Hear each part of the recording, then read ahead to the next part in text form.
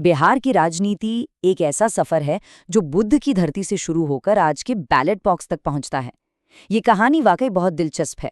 तो चलिए इस सफर को जरा और करीब से देखते हैं।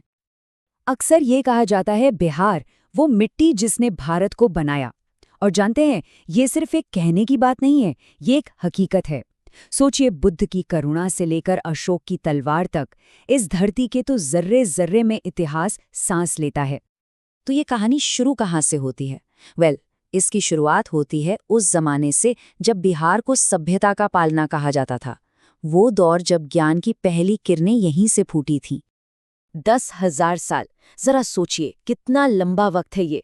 जब चिरांद में खुदाई हुई तो वहां से जो सबूत मिले वो 10,000 साल पुराने थे। मतलब ये वो जगह है जहां सभ्यता ने पहली बार सांस ली थी। सच कहें तो भारत की नींव की कहानी यहीं से शुरू होती है। और फिर कहानी आगे बढ़ती है मिथिला की धरती तक। वही मिथिला जहां राजा जनक का राज था और जहां सीता की करुणा ने संस्कृति और संवेदना को एक नई परिभाषा दी। एक ऐसी परिभाषा जो आज भी हमारी विरासत का एक बहुत बड़ा हिस्सा है। तो आप चलते हैं इतिहास के उस पन्ने पर जब इसी बिहार की मिट्टी से भारत का पहला सबसे बड़ा साम्राज्य खड़ा हुआ। एक ऐसा साम्राज्य जिसने पूरे देश को एक धागे में पिरो दिया। तो देखिए, चिरांद और मिथिला ने जो मजबूत नींव रखी थी, उसी नींव पर खड़ा हुआ मगध साम्राज्य। और फिर आए सम्राट अशोक, जिन्होंने इस साम्राज्य को उस बुलंदी पर पहुंचाया जिसकी मिसाल आज भी पूरी दुनिया देती है। सोचिए, मगध से एक ऐसी ताकत उठती है जो पूरे भारत को एक कर देती है। और इसके पीछे दिमाग किसका था? चाणक्य की जबरदस्त रणनीति। और हिम्मत किसकी थी? चंद्रगुप्त मौर्य का अदम्य साहस। असल में भारत के पहले एकीकृत साम्राज्य की कहानी यहीं से शुरू होती है। लेकिन देखिए, सत्ता का मतलब हमेशा तलवार चलाना तो नहीं होता, है ना? अब कहानी एक ऐसे मोड़ पर आती है जहां तलवार पीछे रह जाती है और जीत होती है ज्ञान की। कहा जाता है कि सम्राट अशोक के राज में युद्ध की हार हुई और इंसानियत की जीत हुई। और ये सच भी है। कलिंग की लड़ाई के बाद उनका जो हृदय परिवर्तन हुआ, वो इतिहास की शायद सबसे बड़ी घटनाओं में से एक है। सोचिए, एक विजेता सम्राट सब कुछ जीतकर शांति का रास्ता चुन रहा है। बुद्ध का जो शांति और करुणा का संदेश था, उसे अशोक ने पूरी तरह अपना लिया। और फिर नालंदा जैसे ज्ञान के महान केंद्रों से ये संदेश पूरी दुनिया में फैला। ये दिखाता है कि बिहार की मिट्टी में हमेशा से तलवार से ज्यादा विचारों को अहमियत दी गई है।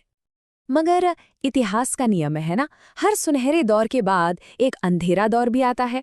तो अब कहानी ज्ञान के उस चमकदार युग से निकलकर गुलामी और शोषण के एक काले दौर में दाखिल होती है। एक तरफ देखिए गुप्त काल, जिसे भारत का स्वर्ण युग कहते हैं। विज्ञान, गणित, साहित्य, सब कुछ यहीं बिहार की मिट्टी में फल फूल रहा था। और फिर दूसरी तरफ बख्तियार खिलजी आता है और उसकी लगाई आग नालंदा विश्वविद्यालय को जलाकर राख कर देती है। एक झटके में वो पूरा का पूरा स्वर्ण युग जैसे राख में बदल गया। और ये तो बस शुरुआत थी। इसके बाद आए अंग्रेज। 1764 में बक्सर की लड़ाई होती है और उसके बाद तो बिहार अंग्रेजों के लिए जैसे लूट का खुला मैदान बन गया। जबरदस्ती नील की खेती करवाई गई, जमींदारी प्रथा लागू की गई। इन सब ने मिलकर इस धरती का जैसे खून ही चूस लिया। ये सिर्फ कुछ तारीखें या फैक्ट्स नहीं हैं, ये एक दर्द भरी दास्तां है। सोचिए, बिहार की जो उपजाऊ जमीन थी वो नील की खेती के जहर में डूबती चली गई। और जमींदारी सिस्टम, उसने तो किसानों को अपनी ही जमीन पर गुलाम बना दिया। वो मेहनत करते थे लेकिन फल उन्हें नहीं मिलता था। उन्हें तो बस लगान चुकाना होता था।